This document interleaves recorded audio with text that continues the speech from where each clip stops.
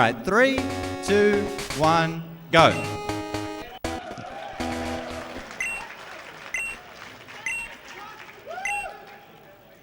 Okay, welcome everyone. This is Pokemon Gold any percent no arbitrary code execution, which is commonly referred to as ACE. So I'll talk a little bit about what the category is in a little bit. So just at the start here, we're going to use the default time options because they don't really matter. And I'm just going to name myself a one character nickname because my character comes up a lot in text. So it just being one character minimizes the amount of text. I choose I because it's right near to end, and so it creates really nice self-narrative text when it shows up. So, okay, this category, any percent no ace. So that means beating the game as fast as possible without using ace. So what is ace? Ace is basically any holy grail glitch where you can activate, or you can insert and then run your own code within the game. And so in speedrunning, it pretty much always ends up being warp right to the end. So you're just in the credits and that's it. And it's a very common glitch in a bunch of 8-bit and 16-bit games. Like you can do it in games like Super Mario World as well. And so for this game, with Ace, you can beat it in about 11 minutes. As soon as you can catch a Pokemon, you can set up a code in your box names, run the code through the boxes, and then warp to the end to beat the game. So I'm going to be beating the game as fast as possible without doing that. And so to do that, I have to play normally for a little bit. And so to do that, I'm going to pick Totodile as my starter. And I'm going to give it a nickname as well. And so you notice there, or you might have noticed, that I actually gave it a 2-character nickname, which is not fast because obviously it's more than one character. The reason I've done that is it's necessary for this run. The second character I gave it was a space, and the value that's equivalent to space is 255. 255 is also the value that equates to a card key. This is going to be very important later. So, Totodile. The reason I've chosen Totodile is, like I said, I have to play normally for a little bit, all the way up to Faulkner. And Totodile is the best Pokemon to do this. There are going to be no special interactions. I'm not going to use any special attacks, and none are going to be used against me. So the most important stats are attack and defense, of which Totodile has the highest. And Totodile also learns Rage at level 7, which is really good. For the early game, Rage is just a very powerful move. At the start of the game, I'm just hoping to get as little encounters as possible. The fact that I got 0 there is actually exceptionally good luck. So the run's going very well so far.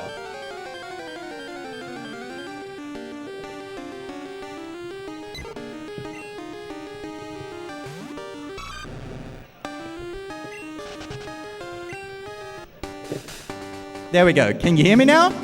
Hey!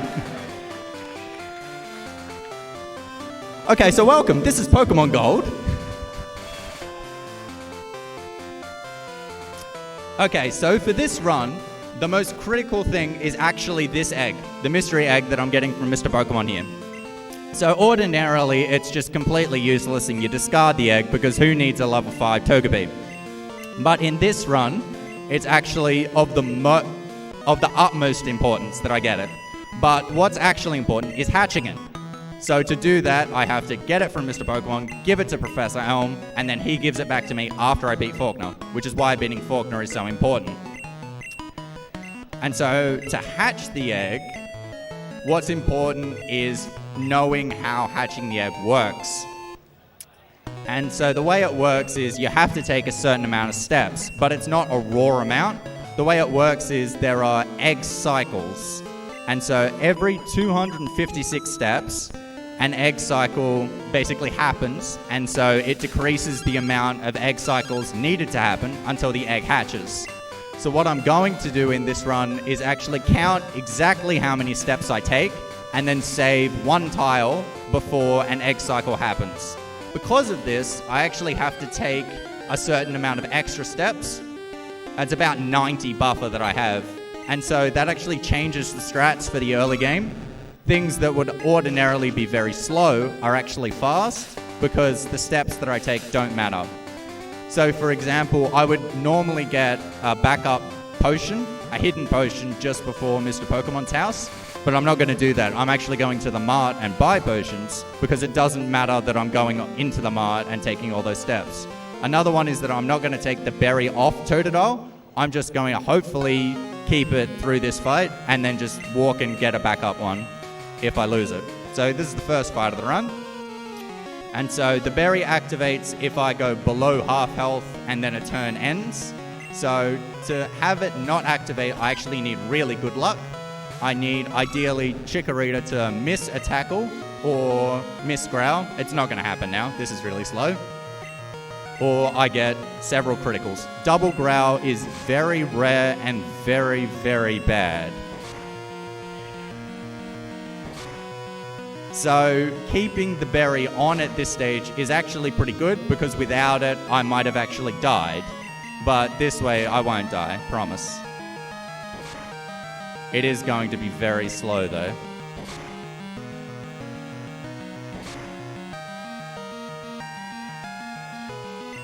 There it goes.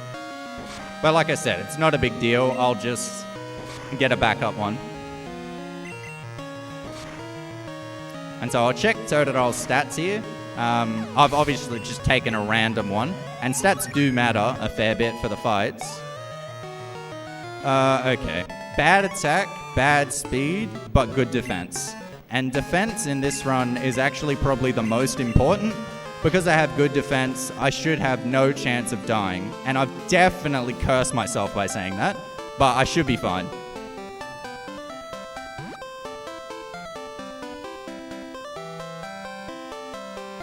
So now just making my way back to Elms. And so, yeah, like I said, there are a bunch of strats that I do because I can take extra steps. And one of them is after Elms Lab, I'm actually going to go back to my house and talk to my mum, which normally is way, way slower. And you just call her from your phone. But because I can take extra steps, it's going to be faster to go over and see her. So this category is the only one you'll ever see something like that happen. And this category, by the way, nobody has done runs of. I'm the only person who has. I did one run, I think. So you've very likely never seen this before.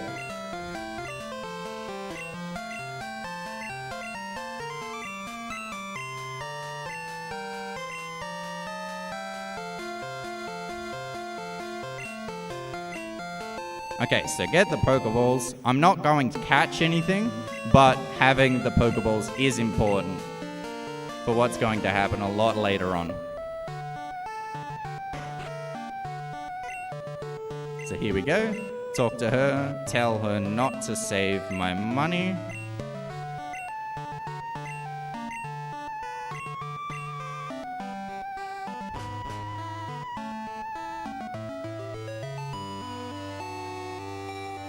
Unfortunately, there's not too much to talk about at this stage. It's just hope I don't get encounters. But there's going to be a lot to say in a very short amount of time after Faulkner. So I really should explain some of the metrics that I'm going for in this run to be able to beat the game. So like I said, I want to hatch the egg. And so what I'm going to do is I'm going to save right before the egg cycle finishes, and then I'm going to start cloning the egg. The way cloning works is you're resetting the game while it saves, so it saves part of what's happened, but not all of it. So it saves you've deposited the egg into the box, but not the egg has been removed from your party, and so it ends up in both.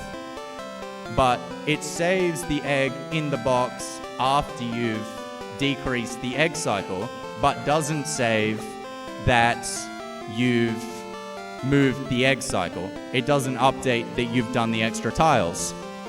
And so I can abuse that to reduce the egg cycle over and over and over again. The reason hatching the egg is important is because I want to hatch a bad clone. And a bad clone is a bit more technical than a regular clone. There are actually several... You are kidding me. Okay, I forgot to go into the Cherry Grove Mart to buy potions. This is insanely funny to me because I did 3 practice runs yesterday and I did the exact same thing and I promised I wouldn't do it on stage and I've done it.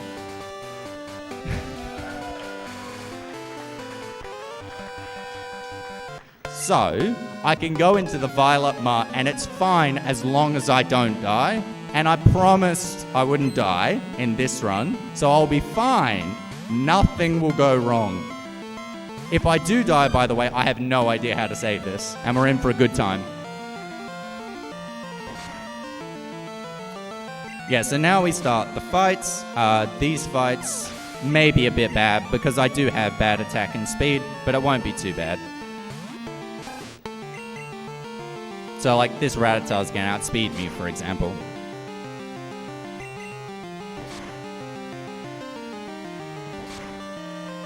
So also talking bad clone. So bad clone it's very difficult to get. It's a frame, sometimes sub-frame trick. But the bad clone has messed up properties, basically. But if I hatch a bad clone, it gets different properties that are going to be very advantageous to me. Okay, so coming up here is the only spinner in the run. So a spinner is a trainer that spins around at random. And so when I'm passing this spinner here, hopefully they just don't spin and turn upwards, because otherwise I'll have to fight them. They didn't. Good. I never thought I'd get an applause for good luck. Thank you.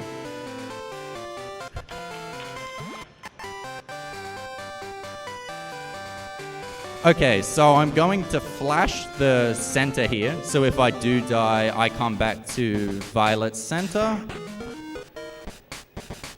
Just in case. I'm still screwed if it happens, so. Go into here and buy my potions.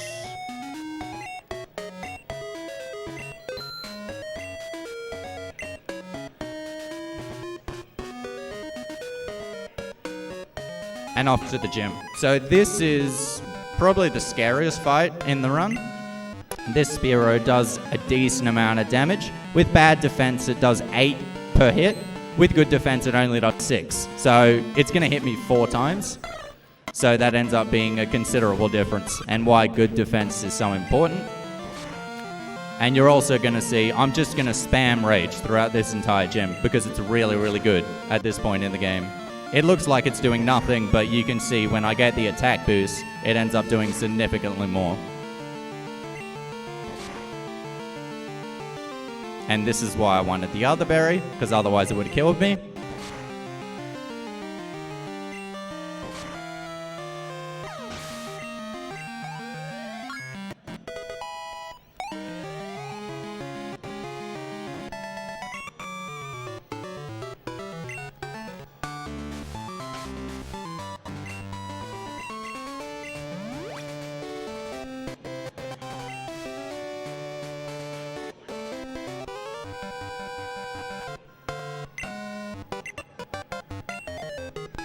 Okay, I have to recount the amount of steps that I had because I took a different mart. And when I did this in a practice run, I miscounted. So I'm making real sure I get it right this time. But I think it'll be fine.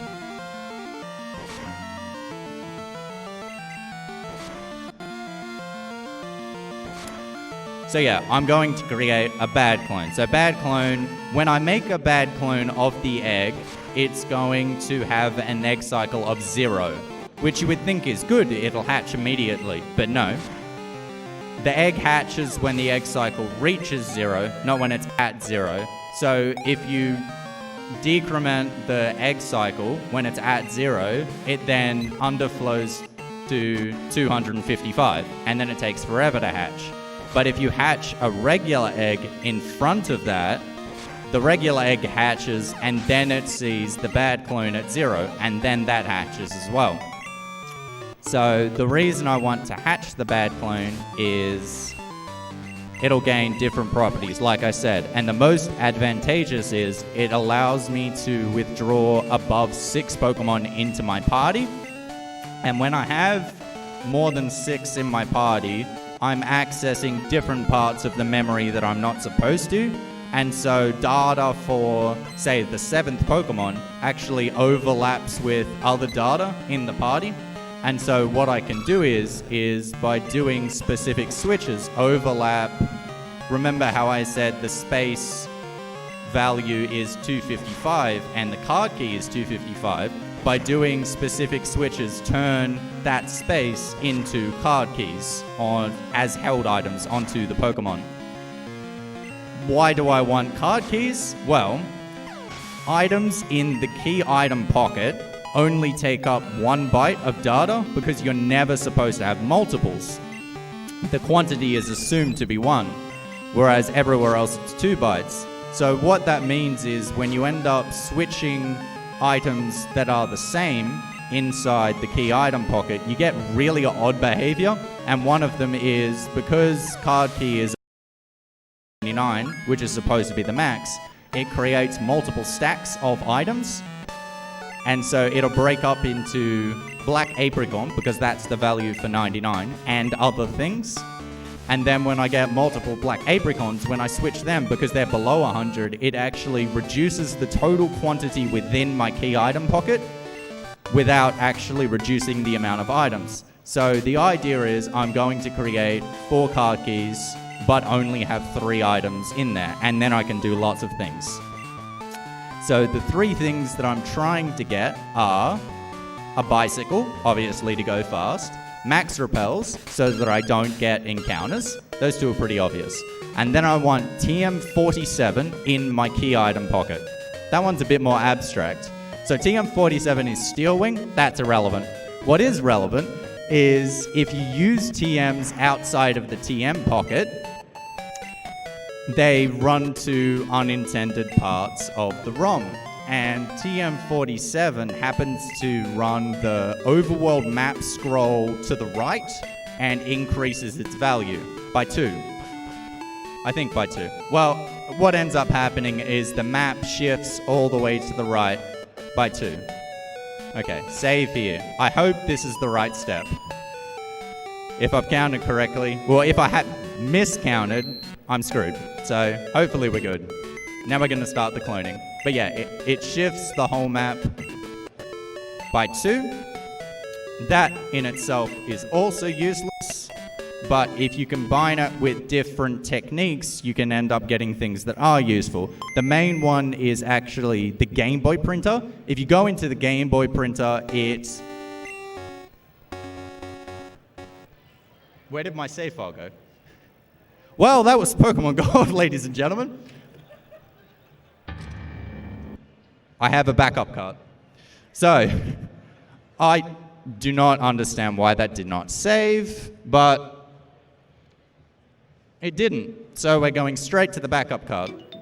So, the backup card actually already has the bad clone. This is a problem because I was going to spend like 5 minutes doing that, and now I have no time to explain what's going to happen. Okay, so what's going to happen is I'm going to TM47 with the Game Boy printer.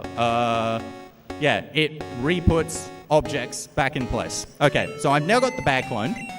World record pace, by the way. Okay, so look at that. So the bad clone is these ones without a name. So this egg is about to hatch. Then I'll take the bad clone and 1 more. So if I take 2 more steps, this egg is about to hatch. Oh, I counted correctly. How good's that? All right.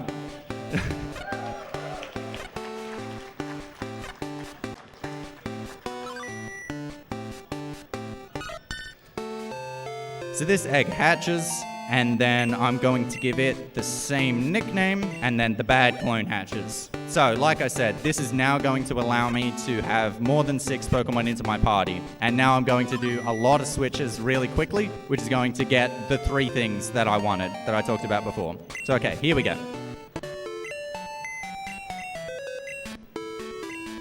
So, move. So these switches are to create a 4th Pokemon that can have a held item. Eggs can't have held items. And also so that the switches that I do work. Sorry, the feed just cut out for a second, so I was doing that off memory. In here. Okay. So now into the party. Now we're going to get the card keys. And you can visually see this is a bit wrong. Okay, here's a card key. Here's a card key. 6 to 1. Here's a card key.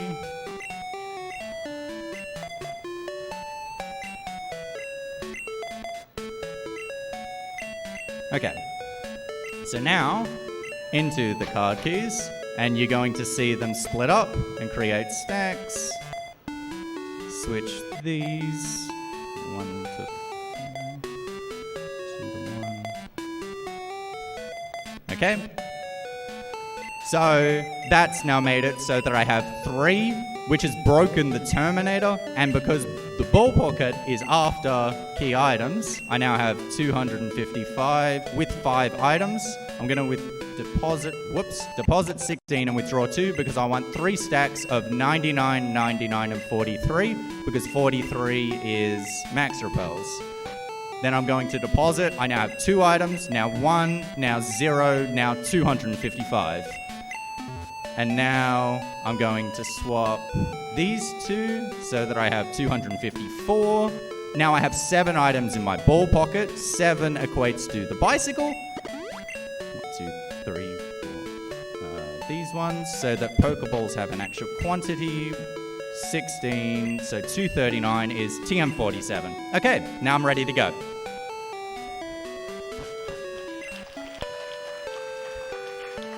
Okay, so TM47 shifts the map to the right by 2 tiles. Then I'm going to access the Game Boy printer, which is going to keep me and this Sudowoodo in place. So you see that Sudowoodo there and the path below it. Here we go, Game Boy printer. You see that path below it, right? It's actually here. Here. And so we're going to do it again to get past this trainer. This one has a good visual. I'm going to enter a building and you're going to see it over to the left, but it's actually way closer than you think it is. It's here. So the aim here is to get into Goldenrod City because that's where the train is. So this route is a bit sketchy to get past because there are a few trainers. There's a spinner right here who can actually see me. If he sees me, it's game over. So I'm actually going to save so that he doesn't do that. Well, so that if he does, I can just try again and not go all the way back to where I was. So TM47. These ones have some nice visuals if you pay attention to the sprites as well. He didn't get me. Good. Okay, down here. Thanks. 1, 2 this time.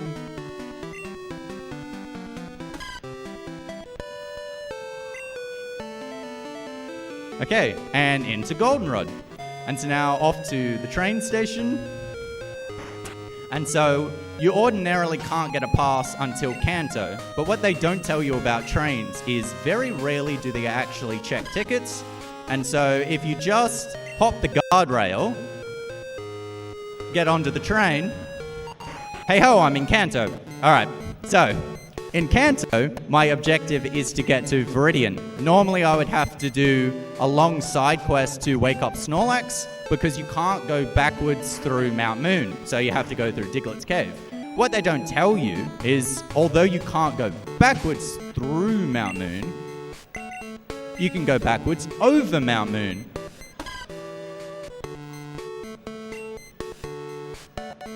So here we go. So you actually can't go out of bounds in this game. It'll crash, but this isn't out of bounds. They're all tiles that work. They just put a thin barrier so that you're never supposed to get here. But here I am. So the reason I want to get to Viridian is that's where the end of the game is, basically. I can take a gate to Indigo Plateau or Mount Silver, and that's where I want to be. So the end of the game is classified as beating Red. There are 2 problems with this. 1, Red isn't at Mount Silver, because Red only gets to Mount Silver once you beat the Elite Four. I don't want to beat the Elite Four. The other problem is, how am I going to beat Red? My ragtag team of eggs and other egg products is probably not going to get it done. So what I'm going to do is when I get to the final usage at the gate here is, remember how I have more than 6 Pokemon in my party? Well, I can do some more fun with that.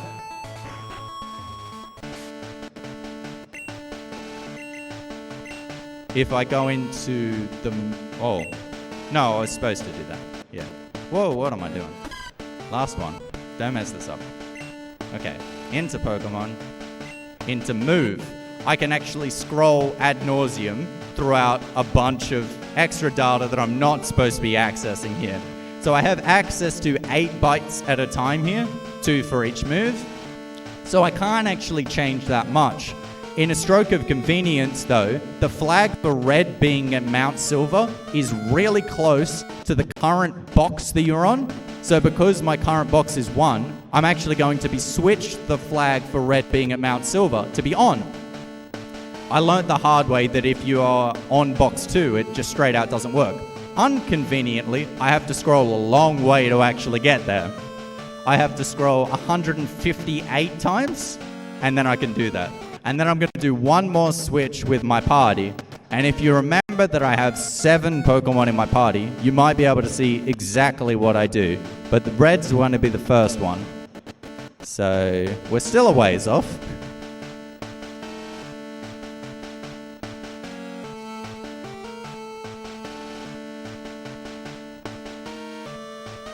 But you do get some nice movesets along the way.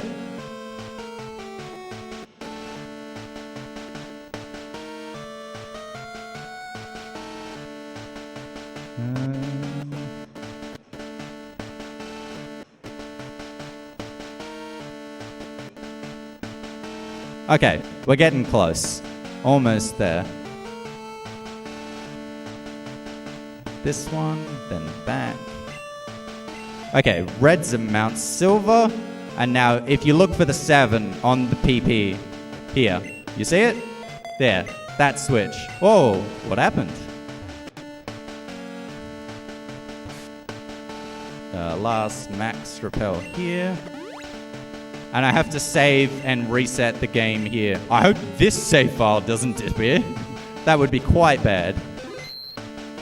But so I have to save and reset there because that's going to make basically the visual reality. And so I'm just going to scooch past this guy and off to Mount Silver. So what I did was I made it so that I have 0 Pokemon in my party. And this game has quite a few extra things in place when that's the case.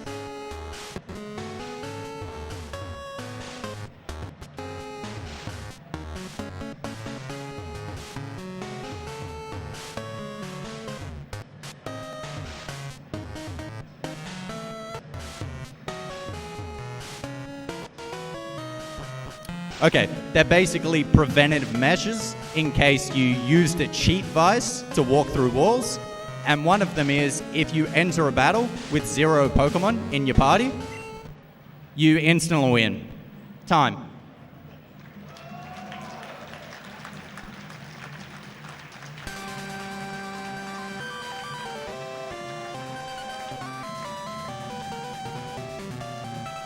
Wow, completely no cheating world record, ladies and gentlemen. Well done.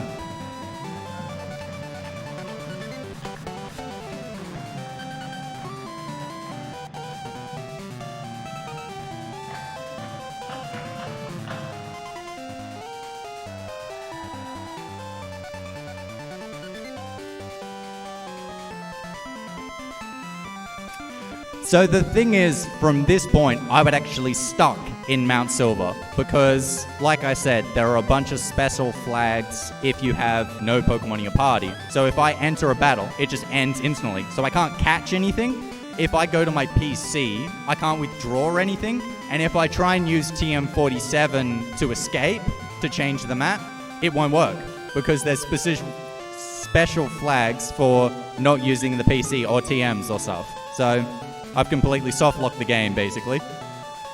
But I've won, so it's all good.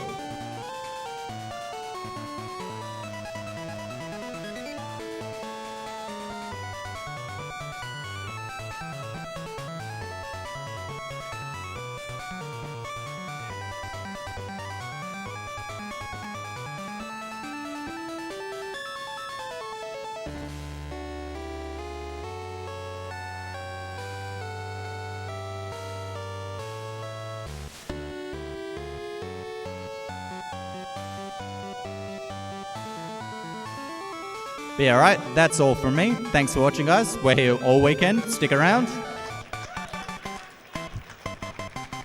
I love you too.